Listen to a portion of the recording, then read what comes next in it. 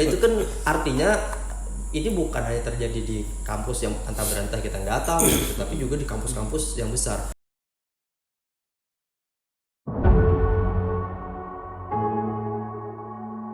Oke, kembali lagi bersama kita dengan bintang tamu atau narasumber di bidang analis kebijakan, Bang Anadi dan Bang Ihsan di bidang pembangunan internasional. Ya. Kebijakan. Sudah. Analis kebijakan, ya kan Bang? Ya. Oke, silahkan Aldi. Dia nampak. Anda tadi apa? Skopus ya? Skopus. Mana jadi kedua nih? Saya mau YOLO. Mau apa? YOLO. Jadi kan kita pas banget lagi. Pas banget. Iya, pas banget dengan seorang pengawas kebijakan dan juga seorang konsultan di internasional. ya di bidang pembangunan internasional. Di sini karena kami dari Mimbar Akademik, kami ingin menyoroti karena sebelumnya akademisi kita yaitu para dosen dikenal dengan pemangku Tridharma gitu. Coba Pak Bayu diingatkan kembali Tridharma itu pengabdian, penelitian, sama pengajaran. Masih ingat lah, akademisi. dan kami dari Mimbar Akademik di sini ingin mengemphasize tentang penelitian gitu. Pas banget dengan kebijakan internasional dan juga pengawas kebijakan bahwa sebenarnya penelitian seperti apa yang benar-benar layak untuk dilakukan oleh akademisi, karena kita mengingat apalagi di daerah ini di Banjarmasin terutama ada kasus tentang jurnal predator. Profesor abal-abal ada juga. Semua ada di sini. Ya tentu kami tidak menghakimi Banjarmasin sendiri gitu, karena kalau Banjarmasin yang merupakan daerah kecil aja terjadi sesuatu seperti ini, bagaimana alamat terbesar tentu kan. Tapi yang jadi pertanyaan adalah apakah di luar negeri sebuah penelitian itu hanya berkutat pada kuantitas yang mana yang penting terbit selesai gitu, ataukah ada indikator lain gitu dari sebuah penelitian? Ya, coba dari Ini kita pakai bahasa Indonesia atau bahasa Banjar? Indonesia. Bahasa Indonesia. Dan ceritakan dulu kan kuliahnya di mana. Oh iya, Oke. boleh. Jadi mungkin kan bahasa Indonesia, bahasa Banjar? Indonesia. Bahasa Indonesia. Oke. Ya, sebenarnya ini mungkin lebih ke pengalaman sharing pribadi ya, bukan dalam kapasitas sebagai analis kebijakan gitu. Tapi pengalaman, alhamdulillah punya privilege gitu kan, kuliah di Unpad, lanjut kemudian S2 di Belanda gitu. Jadi sedikit banyaknya mengetahui lah bagaimana kampus itu, dosen-dosen itu bekerja di Indonesia, kemudian juga di luar negeri gitu, dan ada perbandingan gitu. Tadi pertanyaan mengenai jurnal predator, terus ke Profesor abal-abal gitu kan. Mungkin salah satu yang paling perlu disoroti yang kita semua sebenarnya tahu gitu ya, bahwa gaji dosen gitu ya, tunjangan dan segala macam itu masih sangat kurang. Kemarin ada kasus misalkan mengenai tunjangan dosen selama 2020 sampai 2024 itu akhirnya nggak cair kan, padahal itu sudah dianggarkan dari menteri yang sebelumnya gitu, pemerintahan sebelumnya, tapi ada satu masalah dan lain hal akhirnya nggak bisa cair gitu, sampai sekarang itu masih jadi polemik gitu. Walaupun kedepannya mungkin ini akan ada jadi kayak tunjangan yang mungkin lebih memanusiakan dosen gitu, karena nggak bisa kita pungkirin juga di Indonesia dosen itu penghasilan sangat rendah gitu ya, bahkan kadang-kadang kita tahu di bawah UMR gitu ya, UMR misalkan 5 juta, ke dosen baru CPNS itu bisa 2 juta, 3 juta gitu, dan bahkan tuh di kampus-kampus gede gitu ya, kayak UB dan segala macam yang di Jawa gitu, top 10 gitu, apalagi yang ibaratnya di luar Jawa gitu. Jadi memang ada masalah struktural di situ, sehingga dosen ini mau nggak mau cara lainnya untuk bisa menghidupi adalah tadi dengan misalkan ngejar funding atau tunjangan-tunjangan dari dia penelitian dan hibah dan segala macam gitu. Nah karena yang dikejar adalah uang gitu, akhirnya kan cepat-cepat nih segala macam karir dan segala macam gitu. Sehingga kualitas nih jadi di nomor 2 atau bahkan nomor sekian gitu kan, karena memang ada kebutuhan yang sangat mendesak gitu. Mungkin itu juga yang pertama. Waktu di Belanda beberapa kali sharing sama dosen gitu ya, apakah ada misalkan KPI mengenai harus menerbitkan berapa jurnal setahun atau dalam berapa bulan gitu, atau harus di Scopus, itu nggak ada sama sekali gitu. Jadi memang karena semuanya terpenuhi, dosen itu 1 tahun atau dalam 1 semester, atau di Belanda sistemnya itu 1 kuartal gitu, dalam 3-4 bulan itu mereka cuma ngajar berapa kelas gitu ya. Jadi mereka punya keleluasaan untuk hadir di kelas gitu ya, tapi nggak terlalu banyak. Dan kemudian dosen itu sangat bisa membantu mahasiswa. Jadi kita boleh datang ke dosen untuk mungkin di Belgia sama kali ya, untuk konsultasi tentang tugas kita segala macam. Jadi mereka bisa fokus untuk mendidik mahasiswa dan juga riset gitu. Ada cukup waktu untuk mendidik gitu, tapi juga tidak terlalu over. Kemudian riset mereka juga bisa dilakukan dengan leluasa karena mereka nggak habis di kelas waktunya dan tidak habis dengan hal administratif gitu kan.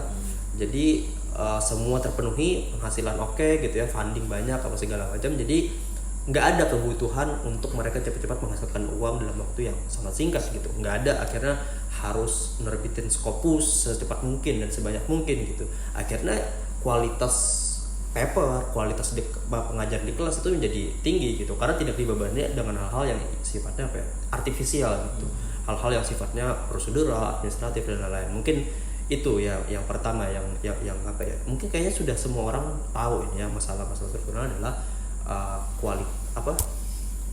kelayakan hidup dari dosen-dosen ini gitu di pendidikan. Itu mungkin salah satu. Kemudian yang lain juga, Indonesia itu kalau nggak salah satu tertinggi ya jurnal masuk ya sempat ada predator kan.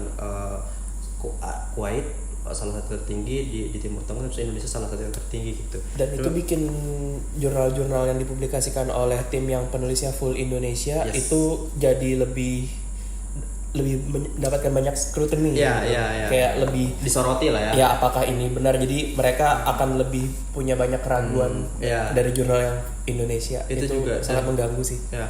Dan itu sebenarnya tuh sama ekstrem juga merugikan kita pada akhirnya, karena misalkan kita yang jujur aja ini kan. Nah itu satu. Kedua adalah ketika kita ingin melakukan penelitian dalam konteks ini pengalaman pribadi waktu tesis S2 gitu ya, ambil case di Indonesia, itu akan agak kesulitan nih mencari jurnal-jurnal referensi yang kualitasnya oke nih, karena hasil to be honest jujur aja tau lah jurnal-jurnal predator yang di Indonesia yang Scopus ataupun yang non Scopus gitu ya, kita nggak tahu gitu maksudnya ini kok bisa sampai terbit gitu. Ada jurnal pernah baca waktu itu tentang smart city di salah satu kota di Indonesia, isinya memuji-muji wali kota di kota itu. Itu aneh kok masuk ke jurnal gitu kan. Yang kayak gitu-gitu sebenarnya juga merugikan di sisi kita gitu. Karena kalau kita mau mengkaji yang serius gitu, kita perlu referensi yang banyak. Kemudian kita menemukan banyak paper-paper di Indonesia, wasting time ketika kita baca itu, karena nggak bisa dimasukin sebagai bahan kita juga gitu lah. Itu salah satu hal yang merepotkan juga sebenarnya. Tapi kalau kita balik lagi, menurut saya masalah utamanya adalah di kualitas di pemenuhan kelayakan dari hidup dari si dosen-dosen atau pengajar atau guru gitu misalkan di sekolah. Jadi mungkin poin intinya itu publikasi jurnal ini menjadi sebuah bukan menjadi sebuah hal yang menjadi karya, tapi lebih menjadi sebagai salah satu cara untuk mendapatkan penghasilan tambahan. Iya. Karena sebuah target yang harus dikejar. Itu yang jangka pendek penghasilan tambahan, tapi dalam jangka panjang kan juga ke karir kan. Ya, pemenuhan dia jadi KPI harus publikasi berapa. Dan ujung-ujungnya juga masalah uang juga gitu. Ya. Dan itu mirisnya lagi nggak cuma terjadi di kampus-kampus yang ibaratnya kita nggak tahu kampus mana atau kampus-kampus kecil gitu, tapi juga kampus-kampus besar. Terakhir itu kan dekan Universitas Nasional kalau misalnya di Jakarta, itu S1-nya UI. S2 lupa Australia apa di Inggris gitu ya, S3-nya di Belanda di ISS Rotterdam. Itu kampus top semua ininya sekolahnya gitu. Tapi kan 2024 kalau nggak salah itu baru 3 bulan, nggak nyampe 3 bulan kalau salah, 3 bulan sekian 100 hari something, dia udah nerbitin 100 jurnal lebih. Jadi satu hari satu jurnal, bahkan sampai 2. Sempat viral kayak gitu di Twitter. Dan itu di mana-mana itu anjing nggak masuk akal. Luar biasa ya itu. Nah itu kan artinya ini bukan hanya terjadi di kampus yang antah berantah kita nggak tahu gitu, tapi juga di kampus-kampus yang besar. Bahkan ada juga, ini mungkin belum belum nggak dibilang clear juga sih, tapi ada indikasi lah gitu. Misalkan salah satu di kampus besar di Jawa gitu, seorang historian yang dikenal namanya juga, kemudian diduga gitu melakukan plagiasi kalau salah satu Indonesianis, Peter Carey kan. Saya baca itu beberapa kali di Tahu kasusnya? di Twitter kan, ada yang lihat dari naskah aslinya, kemudian apa yang ditulis sama si historian ini memang sangat mirip gitu kan, walaupun ada beberapa perdebatan juga bahwa itu sebenarnya adalah draft 1, draft 2 segala macam. Tapi kan maksudnya ini mengindikasikan bahwa hal ini bukan hal yang sederhana sebenarnya kayak. Tapi tetap lulus kan orangnya. Iya, Masalahnya. Itu. Jadi walaupun saya nggak bilang itu pure ini dalam case yang tadi ya, pure emang sudah terbukti plagiasi gitu, tapi memang kan artinya ada sesuatu hal yang dipermasalahkan gitu kan, ada indikasi ke arah sana gitu. Mungkin itu sih. Sebenarnya miris ya kalau saya melihat dan membandingkan dari cerita abang-abang tadi di luar negeri, di Belanda, di Belgia, di mana Belgia pun belum kelar ceritanya ini. Kalau dikeluarkan lebih sedih lagi. itu dekat aja kan Belgia sama Belanda. Iya, perbatasan kayak Indonesia Malaysia. Jika dibandingkan dengan Indonesia tadi, di mana di sana pemenuhan kebutuhan dosen memang sangat terpenuhi, jauh berbeda dengan di Indonesia. Khususnya juga di Kalsel ini rasanya miris sekali. Yang pertama, kita dengan direpotkan dengan urusan administratif yang sangat banyak tadi. Itu gimana mau melaksanakan tridharma terutama pendidikan tadi ya kan, sedangkan kita aja keteteran untuk mengurus administrasi tadi. Nah, apalagi ketika melihat di Belanda tadi, mahasiswa dosen seharusnya si dosen ini kan melayani kebutuhannya mahasiswa, pendidikan yang utamanya, baru ke penelitian tadi ya. Walaupun sebenarnya harus berimbang juga. Nah, yang kedua jurnal tadi yang di Jawa aja itu saya rasa kebetulan saya di UGM juga kan kemarin melihat akses jurnal itu udah lumayan tuh di UGM. Itu sudah ya saya rasa cukup lah. Kemudian kembali ke daerah, di situ kita kekurangan referensi, sangat kekurangan referensi.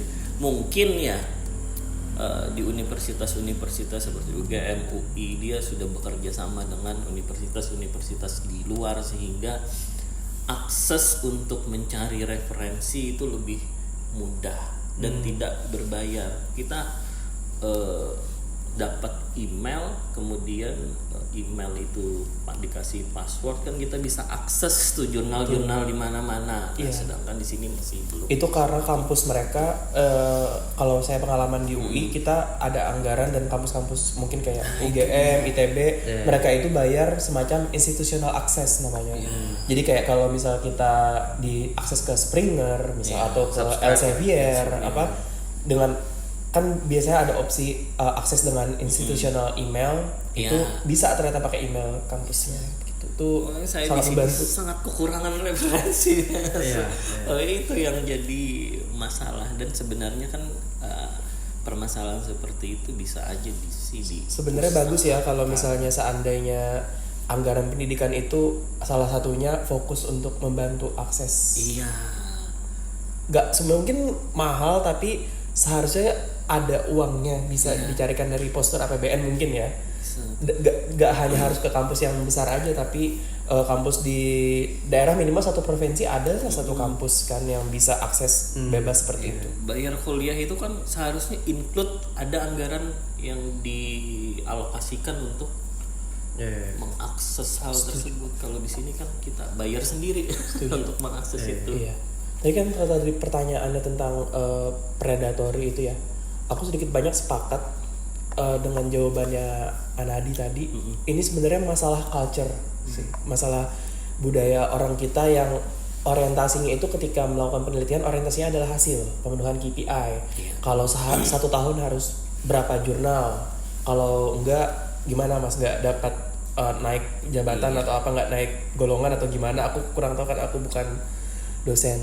Tapi ini biar kita nggak stres, aku mau cerita pengalaman yang bagus. Jadi waktu S1 saya di Fakultas Kesehatan Masyarakat Universitas Indonesia.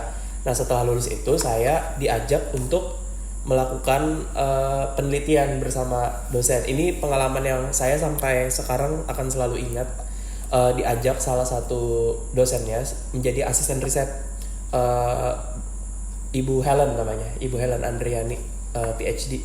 Nah itu beliau yang mengenalkan saya ke dunia riset, dan yang saya salut banget dari beliau itu adalah ya kamu jadi riset asisten, porsi pekerjaan kamu ini adalah data analisis, kamu nanti bantu juga melakukan background research, riset latar belakang, nanti kamu juga akan bantu dan segala macam. Nah dan itu yang paling sangat membantu ini sih karir saya lah selanjutnya, karena dari satu posisi itu jadi asisten riset selama kurang lebih 1 tahun, ada 2 kontrak 6 bulan, saya sampai keluar itu 3 publikasi masuk Scopus. Dan Scopus yang indeks tinggi, ada yang Q1 dan ada yang Q2 ya. Itu sangat membantu sih sampai sekarang itu. Nah bahkan yang di Q1 itu saya ditaruh ke penulis kedua, dan padahal di tim itu ada 3 orang dosen, bahkan ada 1 orang dosen dari luar negeri yang jadi semacam ya kalau di organisasi mungkin kayak dewan pembina gitu, tapi kayak ini nggak begitu aktif, tapi dia ada namanya dan dia juga ikut rapat mungkin 1-2 kali. Nah jadi beliau itu meletakkan urutan penulis itu benar-benar berdasarkan kontribusi. Dianggap saya berkontribusi banyak, dan satu dosen lagi itu ada Mbak Septi namanya dulu itu, dia kayak oh iya kamu emang lebih banyak berkontribusi di paper ini daripada saya, nggak apa-apa saya penulis ketiga. Lah saya waktu itu masih anak baru lulus kuliah 1 tahun, baru lulus 2018, itu 2019. Nggak apa-apa kamu penulis kedua, sampai nggak percaya waktu itu saya kan, ini beneran apa dalam hati, tapi ya nggak mungkin ini kan nolak, ya mau aja gitu. Dan ya itu suatu hal yang mungkin ini sih bikin aku optimis terus gitu. Misalnya kayak di Indonesia itu menurut saya cuma butuh regenerasi aja kan. Culture yang nggak baik juga salah satunya kan, banyak dosen-dosen, mohon maaf sebelumnya nih, dosen senior yang nggak pernah kelihatan di penelitian, pas mau submit tiba-tiba kenapa di penulis pertama, kenapa tiba-tiba di penulis kedua, atau dosen yang ngambil tulisan dari orang anak mahasiswa yang dibimbing sama dia. Jadi cuma bimbing, tahu-tahu oh kamu penulis kedua aja ya, saya penulis pertamanya. Kan hal-hal kayak gitu yang bikin culture akademik kita semakin gak bagus, akhirnya tuh merembet kemana-mana. Iya. Beda dengan Mas yang kebetulan kejahatan akademik juga. Iya, itu parah banget. Makanya saya sampai sekarang nggak akan pernah lupa sih dengan pengalaman itu, sangat positif waktu S1. Nah sedangkan dan mungkin juga karena beliau berdua itu lulusan ini ya dari luar juga, aku nggak tahu ngaruh apa enggak, tapi kultur diskusinya itu dibawa. Jadi kayak meskipun jelas mereka nih PhD ya kan, saya ini cuma S1 pun lulus seadanya lah ibaratnya gitu, tapi kayak dianggap sebagai yang equal, bisa tetap diletakkan sesuai dengan kontribusi dari paper yang lain, ya kamu penulis ketiga yang ini ya gitu. Mereka sangat fair gitu.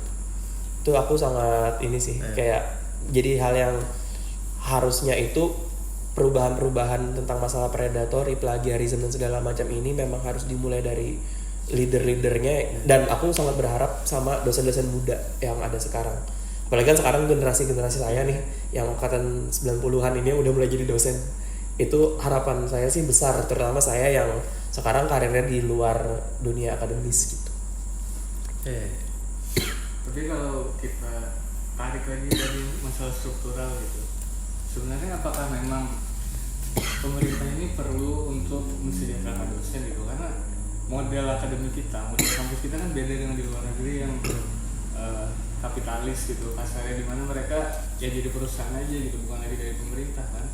Sehingga ya wajar aja dosen-dosennya kaya dari awal. Beda dengan kita yang pemerintah masih ngasih pasokan untuk universitasnya, mau ngasih dana AC misal dari pemerintah juga, semua dari pemerintah, bukan lagi dari biaya tuition fee-nya gitu. Jadi sebenarnya apakah memang perlu gitu dosen ini untuk sejahtera gitu kalau dari pemerintah? Tapi kalau ditanya perlu ya obviously ya pasti perlu kan. Misalnya dosen, misalnya bukan hanya dosen ya, semua pekerjaan pun pasti perlu kan. Misalnya disejahterakan apapun itu pekerjaan, misalnya hidupnya layak dan baik. Apalagi kita tahu pendidikan tuh ya salah satu hal paling penting gitu kan, dalam kehidupan kita bernegara gitu, pastinya penting gitu. Nah, memang ada masalah tadi misalkan dana nggak mungkin terbatas apa segala macam. Sebenarnya itu ada banyak cara yang sebenarnya kita juga nggak harus anti gitu ya, misalkan kolaborasi dengan industri gitu, kampus misalkan mengeluarkan karya-karya tertentu atau misalkan bekerja sama dengan which is sekarang kayaknya kalau nggak salah udah ada juga gitu di beberapa kampus dengan startup kolaborasi pengembangan AI dan segala macam. Nah menurut saya itu ya perlu harus terus dilakukan gitu ke depannya seperti apa supaya yang selama ini terjadi kan kampus lebih banyak bergantung ke tuition fee-nya mahasiswa gitu ya, itu juga memberatkan mahasiswa gitu kan. Jadi kalau misalkan kampus bisa mendapatkan pemasukan lain di luar dari mahasiswa, which is itu sangat bagus gitu. Tapi di sisi lain juga kampus perlu membuka diri gitu. Artinya bukan berarti ketika kampus bekerja sama dengan industri itu akan menjadi sangat kapitalis, juga gitu. Kalau misalkan memang ada jurusan-jurusan yang memang relevan gitu ya, misalkan kayak jurusan teknik, engineering dan segala macam gitu, atau kedokteran atau life science gitu, misalkan biologi dan segala macam, why not gitu. Toh kalau nanti itu juga berkembang kan kampus juga akan diuntungkan. Dan justru kalau industri itu bekerja sama dengan kampus harusnya secara etikal seharusnya lebih baik gitu ya, karena kampus bukan hanya mencetak uang gitu ya, kepentingannya hanya kapital, tapi juga ada tanggung jawab moral gitu kan di kampus. Artinya ini ada orang-orang yang seharusnya memegang otoritas etika gitu kan. Dari keilmuan itu bukan hanya ilmu stok secara teknis, tapi juga ada hal-hal di balik itu yang justru penting untuk mengarahkan bagaimana teknologi sains itu berkembang seperti apa gitu. Jadi ya kalau ditanya penting pasti penting gitu, kesejahteraan dosen atau pengajar gitu. Dan paling gampang mengukur sesuatu itu penting apa enggak kan ya konkret aja lah, dilihat aja dari pos anggaran, berapa banyak anggaran yang dikeluarkan untuk pendidikan tinggi terutama dan yang berhubungan dengan riset.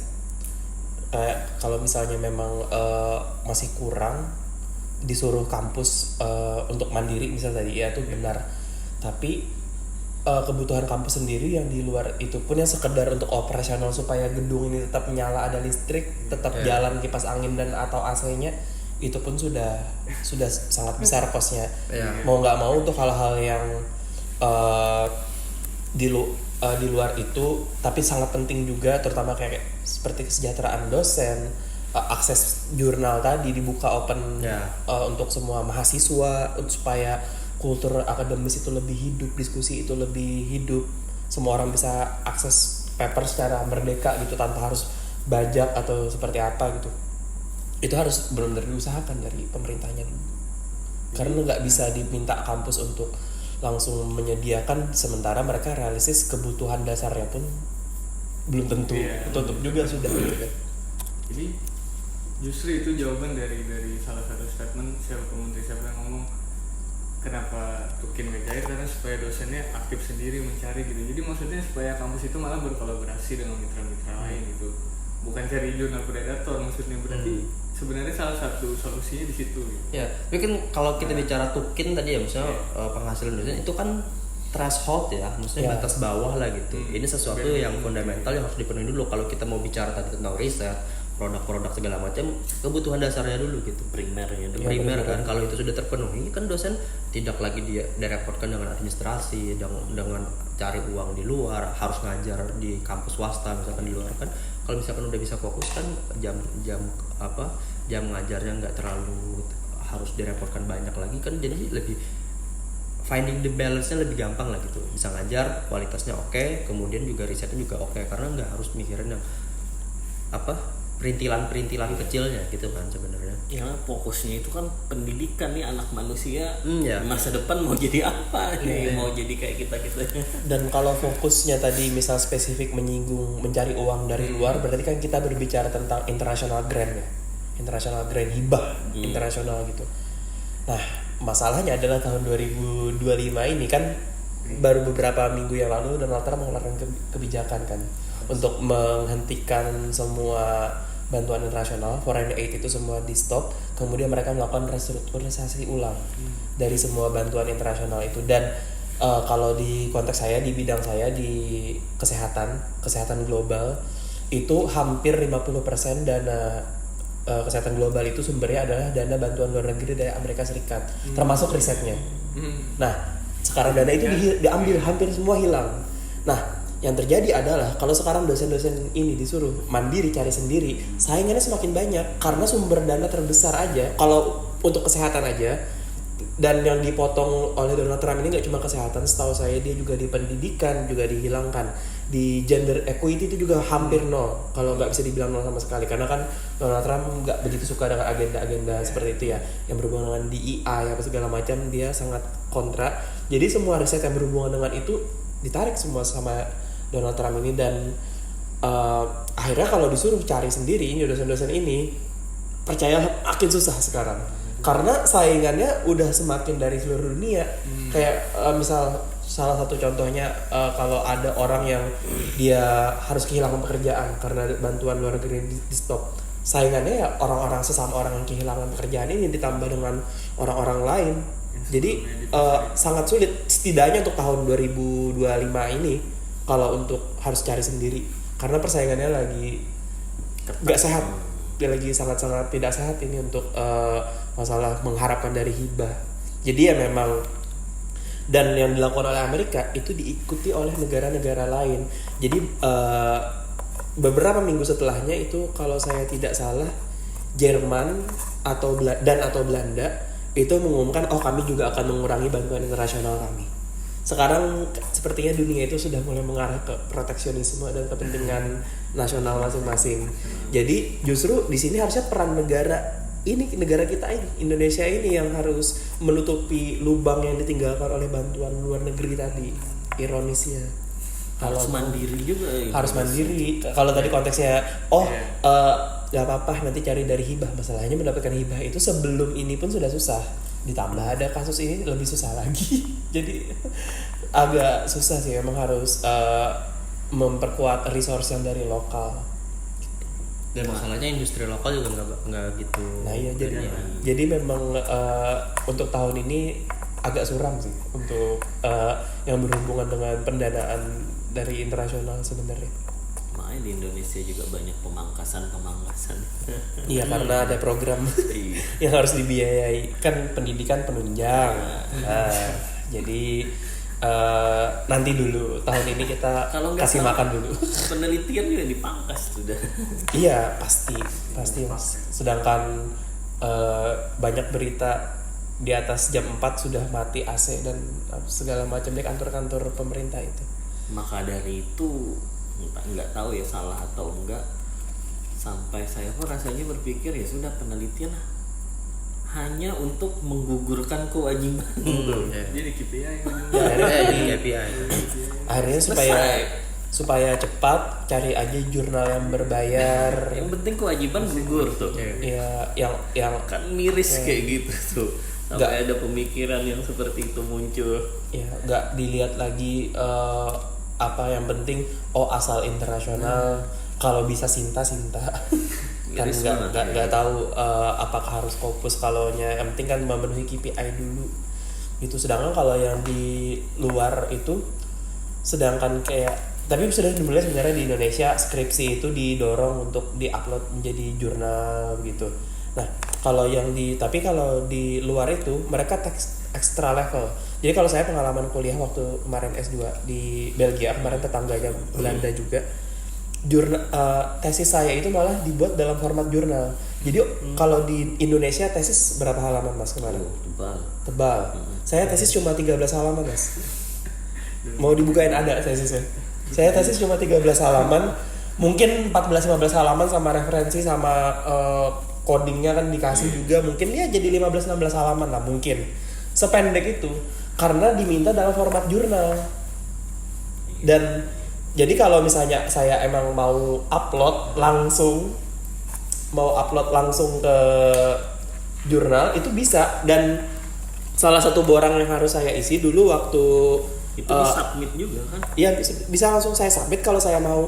Jadi salah satu borang yang harus saya isi adalah seandainya kamu mau mengupload tesis kamu, mau kamu upload kemana. Jadi saya tulis, saya kemarin dulu tulisnya mau upload ke jurnal ini, misalnya jurnal A gitu. Jurnal A ini impact factornya berapa. Jadi sejak kuliah itu dikenalkan dengan impact factor, dengan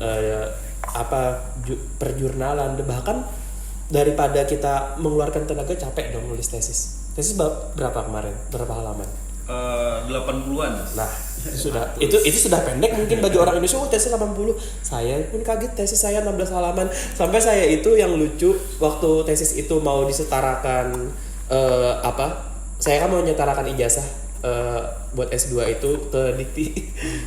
Katanya format jurnalnya tidak sesuai. Saya bingung mau jurnal format tesisnya tidak sesuai. Saya bingung, orang tesis saya emang kayak gini kok, apa yang nggak sesuai kok dia yang ngatur jurnalnya tesisnya harus kayak gimana. Dia sistem kita itu gagap melihat sesuatu yang sangat berbeda. Padahal coba saya lulus nggak begitu capek melakukan penulisan karena pendek, terus barangnya bisa langsung di submit untuk jurnal. Jadi minimal kalau orang yang lulus S2 di luar itu pasti udah ada satu Scopus. Dan yang kemarin itu Scopusnya internasional Q1 kemarin itu. Kalau saya teruskan prosesnya. Tapi kebetulan kemarin karena satu dan hal nggak saya teruskan untuk yang, padahal kalau diteruskan jadi punya 4 sebenarnya itu. Kisi-kisi masuk ke Scopus tuh dia. Ya, pertanyaannya Aldi aja nih ya sebagai mahasiswa S2 udah tau gak impact factor itu apa? Belum. Nah, padahal udah S2 hampir setahun dia. Belum tahu apa itu impact factor ya. Nah, ya begitulah teman-teman ya pandangan kuliah di Indonesia ya teman-teman ya. Di kampus saya. Di kampus saya. Diajarin